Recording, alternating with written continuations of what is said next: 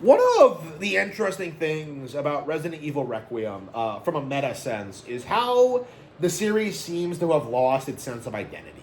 People have said this ever since RE4 came out, but the series doesn't really feel like horror anymore. It's not trying to be horror. It's not about like resource management or anything like that. It's not about Umbrella. It's not about zombies. The series has kind of like lost its way at a certain point.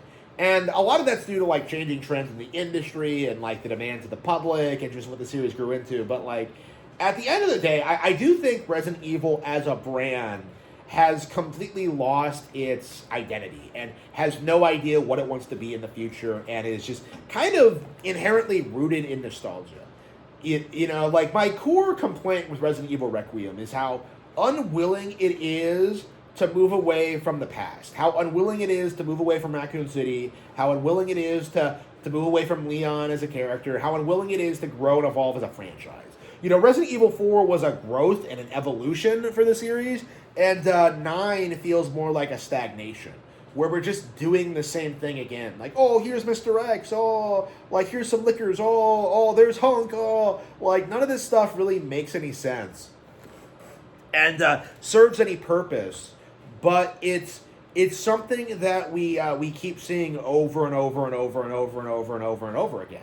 Is just these endless callbacks, these endless remakes, these endless old characters with no growth and evolution, and people soy jack over it. Like, oh, Leon, oh, I love you, Leon. Oh. Like, again, there's just no real sense of progression. There's no real sense of, like, the setting, like, growing to anything. Like, there's no, like, expansion of the cast. There's no anything, okay? Like, the series is entirely stagnant. It's boring. It has been for a long time.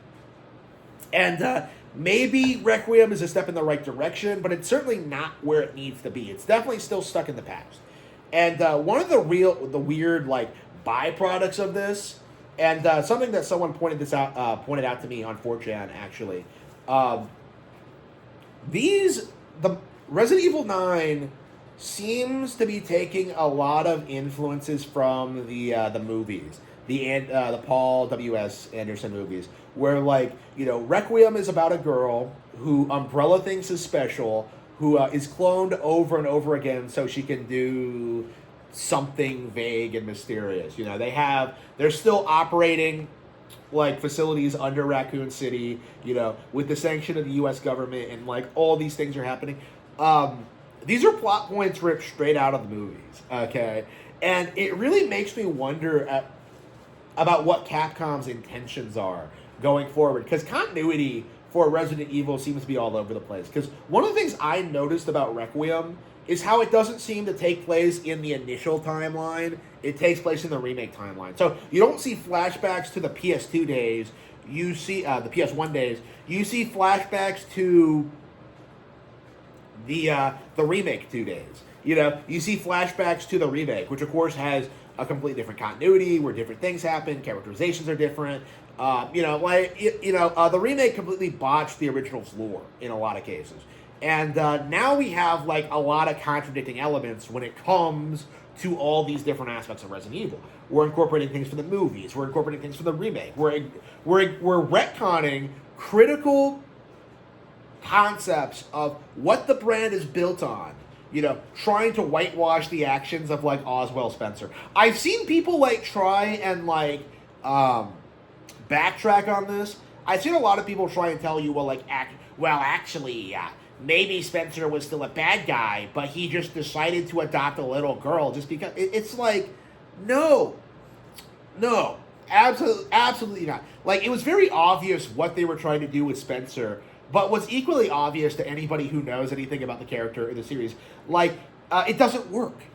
And that's just, the big crippling reality of, the retcons of Resident Evil, is that they have become so prevalent that they can't really be ignored. You can't really ignore what's going on with Resident Evil retcons, especially when they can't get away from, doing nostalgia bait for Resident Evil 2.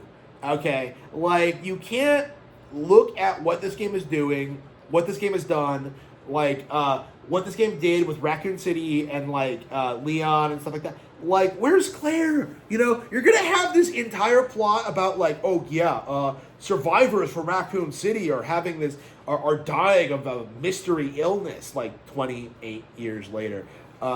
Yeah, you're gonna have people dying of this mystery illness, and you're not gonna bring Claire into it. You know, you're gonna have Sherry there, who I believe, because she had the G virus, makes her should have made her immune to that kind of thing. You know, like you have like you just have all these characters that survived Raccoon City. You know, Ada Wong, for an example, and like yeah, you're gonna have Leon like walk around and be sad over like Marvin Brano and like Kendo, the gun shop owner, dying. It's like, what are you talking about? Like, the whole angle of like Leon being traumatized from Raccoon City just feels like very forced to me. Like, again, I complained about this in my review, but like the whole way they handle like trauma is just like just comes off really disingenuous and kind of woke to me. Because, like, you know, the way, like, liberals seem to think trauma works is that, like, oh, yeah, if you're traumatized, you get really upset and completely lose sight of what you're doing. It's, that's not how it works, like, at all. Like, so, like, again, it's just, like, it's just people who want to, like, this is the mindset of people who want to get attention for, like, being sad about things sometimes, essentially. Like, it's just appalling how people write these kind of concepts and how they incorporate it into their work. Like, Leon acting the way he does in this is just dumb. It doesn't make any sense with like the established character and like what we see with him from 4, which by the way happens only 6 years after Resident Evil 4. It's like the fact that he's still like mourning some random guy he met 28 years ago.